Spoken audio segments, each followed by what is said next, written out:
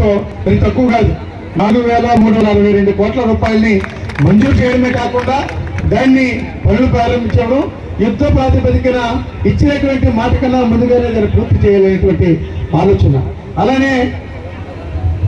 మొదటి నుంచి ఈ కొత్త బ్యారేజీ ద్వారా 170 కోట్ల రూపాయలతో లిఫ్ట్ ఇరిగేషన్ ద్వారా పంపింగ్ చేసి ఎక్కువైనటువంటి వ్యవసాయ భూమికి నీరు ఇచ్చేటువంటి కార్యక్రమం. ఇలాగే అనేకమైనటువంటి కార్యక్రమాలు ఇదేది కూడా మాట ఇచ్చినటువంటిది కాదు. మాట ఇచ్చింది, మాట ఇవ్వండి చేసేటువంటి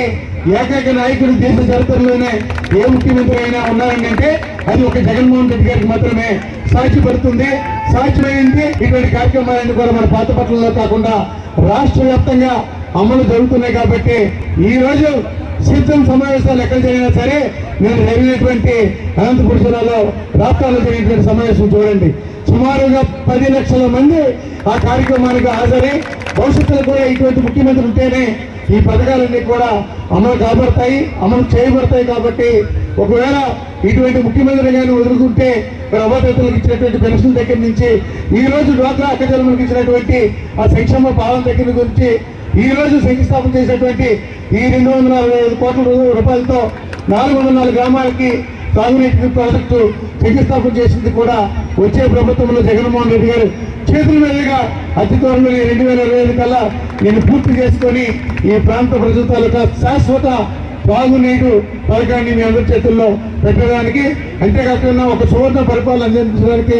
జగన్మోహన్ రెడ్డి గారు ఎప్పుడు కూడా ఒక అంకిత భావంతో ఒక విప్లవాత్మకమైన మార్పులు తీసుకొచ్చి అటువంటి పరిపాలన చేస్తున్నటువంటి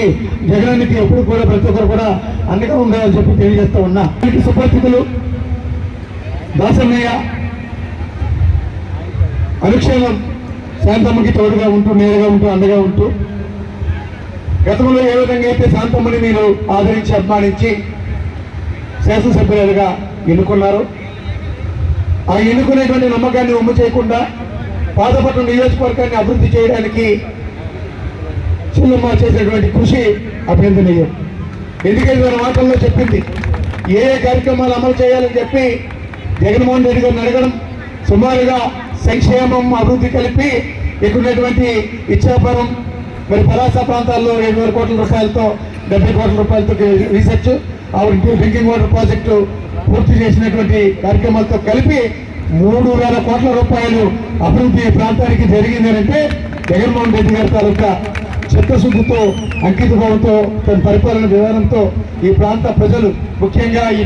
పాతపట్నం ప్రాంతం వెలుగుబడినటువంటి ప్రాంతం, 5 మండలాలు ఉన్నటువంటి ప్రజలు రెక్కాడితే కానీ డొక్కారు లేనటువంటి కుటుంబాలు, నీరుంటే కానీ మరి వ్యవసాయం కూడా పండేటువంటి పరిస్థితి కూడా లేదనేటువంటి విషయం మీద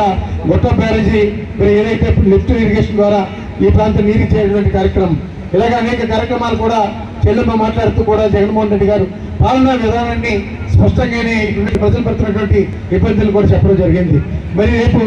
మరి జగనన్న ఆశీస్సులతో తిలకన్న ఈ ప్రాంత పార్లమెంటు సభ్యుడిగా